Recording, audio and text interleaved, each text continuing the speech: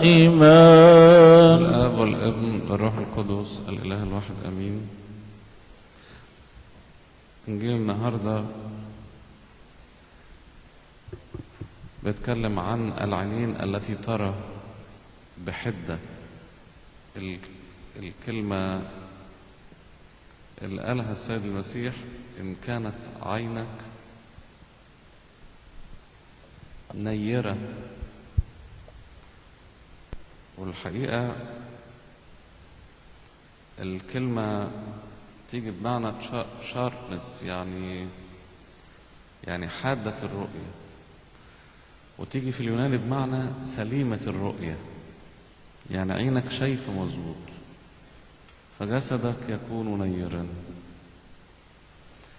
عين شايفة مظبوط، المعنى اللي عايز يقول المسيح: إذا كنت شايف حقيقة.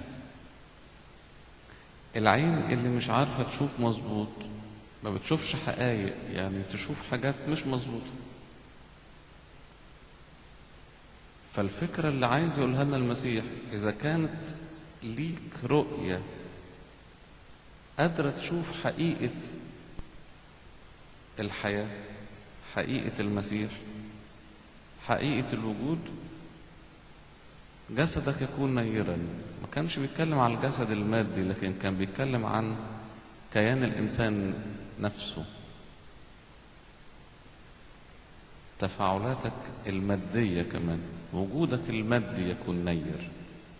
بمعنى إذا كنت قادر كيانك الداخلي يرى المسيح، يرى حقيقة الحياة، ستتحول من مجرد كيان مادي جسدي إلى كيان سماوي. تقول لي بس أنا عايش مادي. أقول لك هنا القضية المهمة، إنه حتى الحياة الأرضية المادية تتحول إلى صورة أخرى ليست ترابية. حتى الأمور العادية، حتى الأكل والشرب والحياة المادية ما بقتش مجرد أمور استهلاكية، تتقدس بالمسيح. ذهبي الفهم يقول: الذي ليس هو روحاني في مادياته يصير مادي في روحانياته. ده شيء غريب. الذي ليس هو روحاني في مادياته، يعني اللي ما فيش عمق روح في كل شيء حتى مادي، يصير مادي في أمور الروحية. يجي حد في الصوم كده يقول لنا: أصل المعلقة دي نزلت في الحتة بتاعت السمنة دي، فطرت ولا ما فطرتش؟ مادي حتى في روحانيته.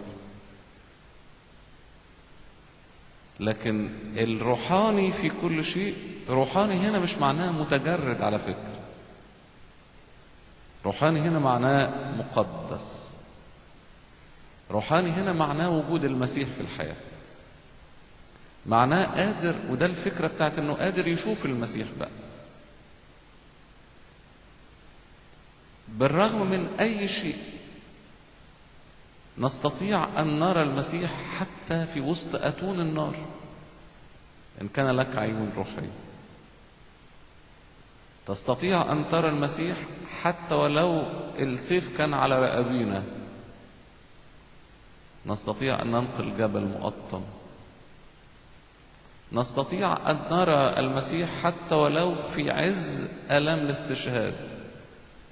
وده شيء غريب جدا على فكرة، أن المسيحية علمت العالم كله كلمة الشهادة. كلمة شهادة اليوناني مارتيرس، جاي من مارتيريا، يرى يشهد، يعني يرى ويشهد. انتقلت للعالم كلمة شهيد من المسيحية. النهاردة يقولوا شهيد وطن، شهيد كذا، شهيد حتى أديان أخرى. يعني يقول لهم: طب أنتوا عارفين يعني إيه شهيد أصلا؟ دي كلمة مسيحية، يعني يشهد للمسيح، ويشهد لأنه شاهد. مارتر يرى رأى فشهد، لأنه شاف، لأنه قادر أنه يعلن ما قد رأى. رؤية المسيح بقى تغير كل شيء.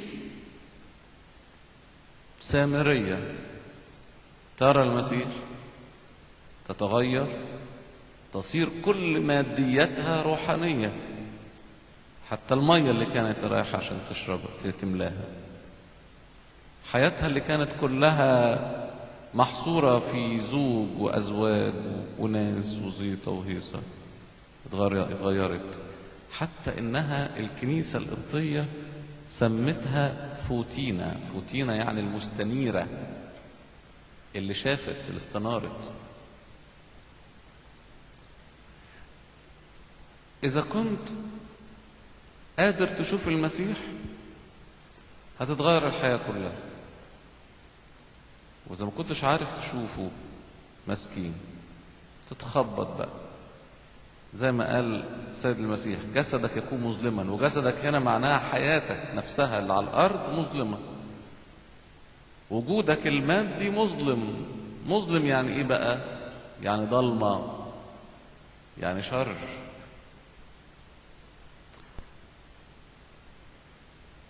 الأمور الروحية تغير وجه حياتك كلها.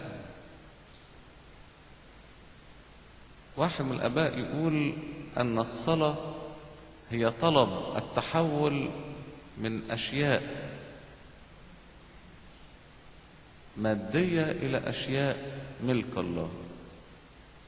الصلاة إنك تبقى بتاع ربنا. يقول كده مزمور 25: عيناي دائما إلى الرب وهو يخرج من الشبكة رجلي. لأني شايفه فعارف أكلمه. يقول: أما مآر الرب يسكن في الروح المتقدة ويؤسسها في عرش مجده ويعيش ويحكم هناك. الروح المتقدة، الروح اللي عارفة أنها تشوف ربنا، ربنا يسكن فيها. ويقول في المزمور: هنا أسكن لأني أردته. جملة مهمة خالص، لأني عايزه، لأني أردته.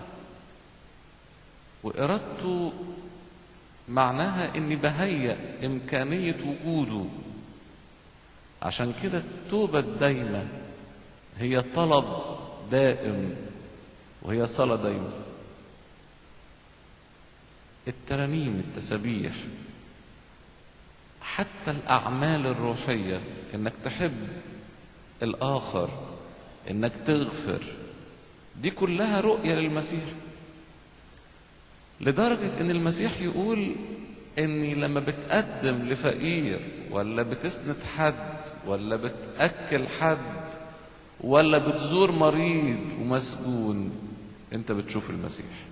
نقول له: إيه ده؟ قالوا له كده: متى رأينا جائعا أو مريضا أو مسجونا؟ قال: كل ما فعلتم بأحد هؤلاء الأصاغر بي قد فعلتم. أنا شفته، بتلمسه، بتشوفه بالفعل الروحي نفسه.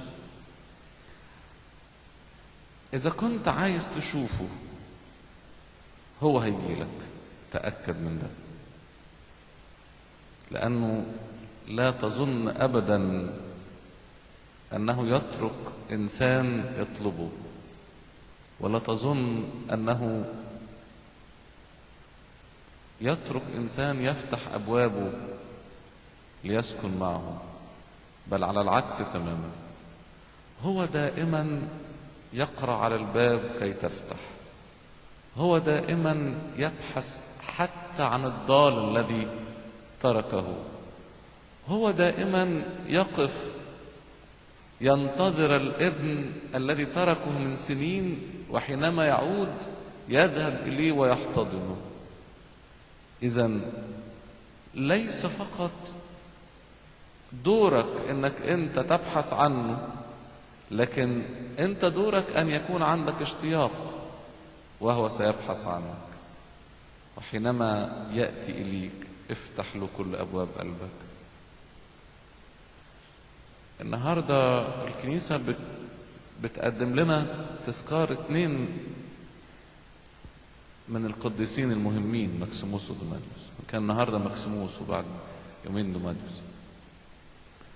لكن بصوا رؤيتهم للمسيح عملت ايه؟ تركوا كل شيء بجد بقى. وكل شيء ده كان معناه ايه؟ هم اولاد امبراطور روما للكتلة الشرقية. بعد قسطنطين اتقسمت روما لاتنين، روما الشرقية اللي هي بيزنطة، وروما الغربية اللي هي روما نفسها يعني. واصبح امبراطور روما شرق او امبراطور روما غرب، فهم اولاد امبراطور روما الشرق. وكان في العصر ده هو اكتر عصر المسيحية فيه دخلت القصور. يعني كان الامبراطور عنده كمان روحانية عالية، وهو الامبراطور ده كان ورث العرش عن سيودوسيوس، اللي هو كان راجل حلو قوي وارثوذكسي وقوي يعني في الحياة الروحية. ده اللي كان بيبعت ويصرف على أديرة في مصر كمان، هو وبعد منه الامبراطور زينون. لكن ما كانش عنده أولاد. وبعدين جه بعد كده نوماريوس امبراطور خلف مكسيموس ودومانيوس. وبعدين الامبراطور كان قدامه لابد انه يرث احد اولاده العرش. فمتخيلين بقى الصورة قد ايه حتمية، علشان ما يروحش العرش من العيلة. وفجأة هما كانوا ثلاث، هو كان مخلف ثلاثة، مكسيموس ودوماديوس وبنت. طبعا لم يذكر كثيرا البنت حصل لها ايه، لكن اللي نعرفه انه الاثنين ولاده سابوا القصر ومشوا، وكانوا صغيرين جدا. يعني لما سابوا القصر كان واحد عنده 13 14، والكبير كان عنده حدود 17 18. سابوا القصر. وسابوه ليه بقى؟ يقولوا لانهم اتربوا على ايد حد من الاباء علمهم كل شيء عن ربنا، اشتاقوا جدا انهم يتركوا كل شيء لاجله، وتركوا بجد في السن الصغير ده. وسابوا القصر وراحوا في الاول على نقية، وبعدين من هناك راحوا على دير في أنطاكيا في سوريا، قعدوا 6 سنين لحد أما أبوهم الروحي قال لهم روحوا لأبو مقار هو يتلمسوا. فجم على مصر وقعدوا عندنا 3 سنين، وبعد 3 سنين الاثنين تنيحوا. أبو مقار يقول عنهم كلمات قوية جدا، حتى إنه اعتبرهم شهداء. وكان يقول لولاده هيا بنا نرى مكان استشهاد الأخين الروميين، مكان استشهادهم. لأن الاستشهاد هنا هو تقدمة لأجل المسيح الذي نراه، وده اللي عملوه الآباء. والنهاردة كمان قديس كبير تاني اسمه قديس أرشليدس، أنا بحبه جدا يعني. هذا القديس برضو كان مفروض ان هو يروح ياخد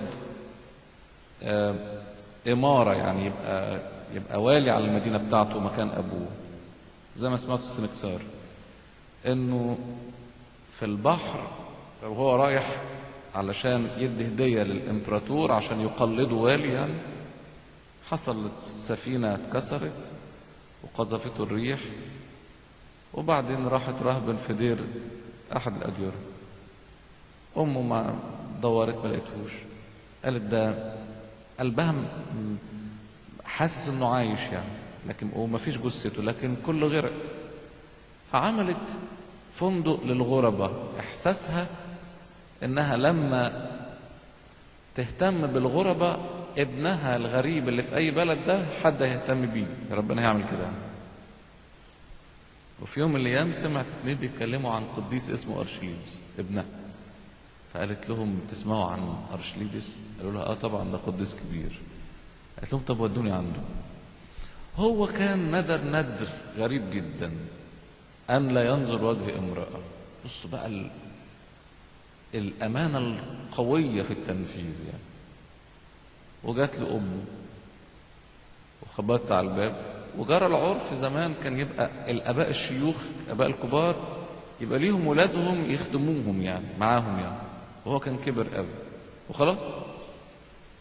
فأمه قالت له أنا أمك. قال لها للأسف مش هقدر أشوفك. فكله من ورا الباب. قال لها لأني أنا تعهدت قدام ربنا بالعهد ده إني لا أرى وجه امرأة. قالت له امرأة إيه؟ أنا أمك. قال لها ما أقدرش أكسر عهد، أنا قلت لربنا إن أنا هتعهد بكده. قالت له أنت حر، أنا قاعدة هنا تاكلني الوحوش. فهو بين نارين، مش قادر يسيب أمه ومش قادر يكسر العهد. فركع وقال له بص، الحل الوحيد إنك تاخد روح. أنا قلبي مش جايبني إن أنا أسيبها بره، ومش قادر إن أنا أتعهد لك بشيء واكسره. مش ممكن كمل العمق في تنفيذ الأمانة. ده مش آية يعني، مفيش وصية تقول له كده، لكن هو تعهد في حياته بكده. متخيلين مدى قوة العلاقة والوجود؟ ده مش بس شايفه، لا، ده إحساسه بوجود ربنا، وجود المسيح في حياته، تخطى مرحلة الرؤية. بس كانت بقى الغرابة انه يستجيب. بصوا العلاقة كمان قوية ازاي. فأخذ روحه، وقبل ما ياخد روحه قال لتلميذه دخلها. دخلت لقيته تنيح. فراحت بصت كده للسماء، قالت له أخدته، مش قادرة أشوفه هنا، طب أشوفه عندك بقى، خدني أنا كمان. الغريبة إنه ياخد روحها. الكلام ده حقيقة، مش فيلم يعني، مش قصة مؤلفة، دي حقيقة. ما هو أروع بقى إنهم لما جم يدفنوهم، جرى العرف يدفنوا الآباء الرهبان بقى في مكان كده لوحده. فطلع صوت من رفاته يعني، وقال لهم ما تفرقونيش عنها، لاني ما طيبتش قلبها وهي عايشه، سيبوني انا تكون معايا. قوه الوجود مع المسيح خلت دولم يتركوا قصر وملك، بالرغم من انه القضيه كانت محوريه، تركهم للقصر والملك يضيع الملك من العيله كلها. وده استطاع أن يذبح مشاعر أيضا لأجله. الذي يرى المسيح يستطيع أن يذبح كل شيء لأجله، لأنه المحبة الأعلى. اوعى حد بقى يظن إن دول قدموا شيء ضخم وكبير. أقول لك طبعا قدموا، لكن ماري يوحنا قال جملة مهمة جدا في رسالته. قال نحن نحبه لأنه أحبنا أولا. يعني مهما عملنا هو عمل أكتر، هو قدم أكتر. ومهما كنا بنقدم له لا يساوي أنه يتجسد ويصلب لأجلنا، لأجل كل واحد فينا. عشان كده هو أراد أن يسكن، أراد أن يأتي، أراد أن يتحد بنا. هذه نعمة عظيمة، لابد أن ندخل في شركة، لأن هذه النعمة إن لم تجد إرادة داخلية تضيع مننا. لإلهنا كل المجد والكرامة الأبدية.